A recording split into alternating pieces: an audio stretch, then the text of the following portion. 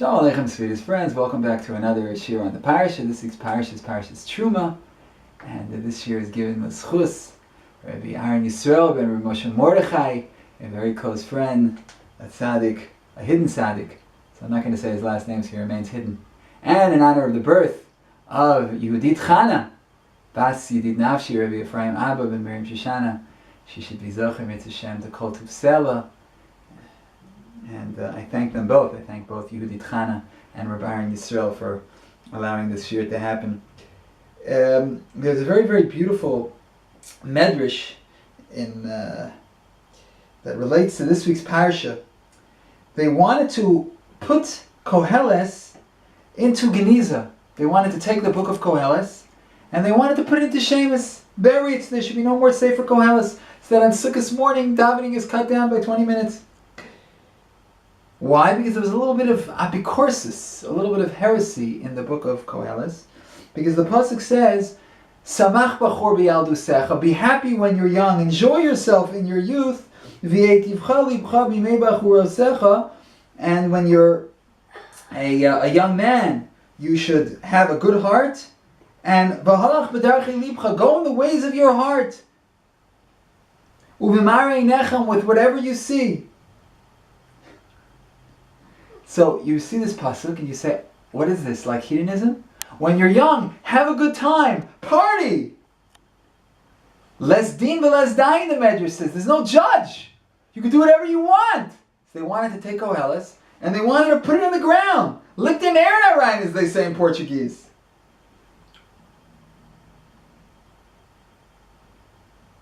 But then the pasuk continues and says, no. Kal kol elia yaviacha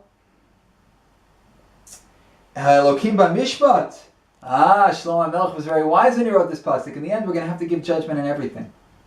So they didn't end up putting the Koheles into Kenisa. The problem is that if there's really apikorsis here, if people are really going to think there's no God, and you can live a hedonistic lifestyle and do whatever you want, then you don't bury it. The halacha says you burn it. So what's this idea of burying it? So the holy Pnei Menachem, Reb Pinchas Menachem Alter, was actually, his yurtzeit was coming up, Motzei Purim.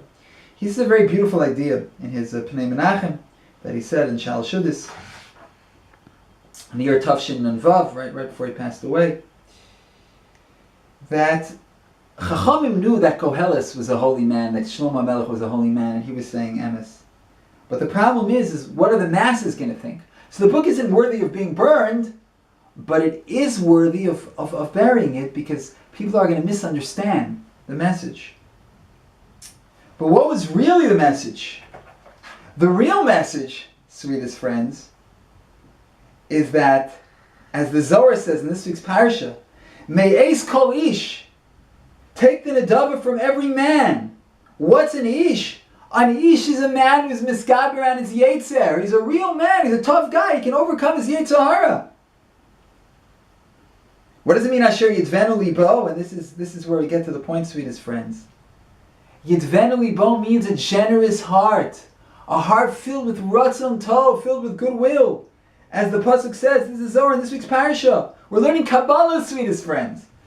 L'cha amar libi, tzur levavi, v'tov lei, v'yitev libo, kulu v'kutchabrichu k'amar. It's all talking about Hashem. That a person has a will to go, to run after Hashem, the Zohar says.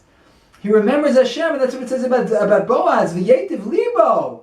He had a good heart with Hashem. And that's what Shlomo HaMelech was saying.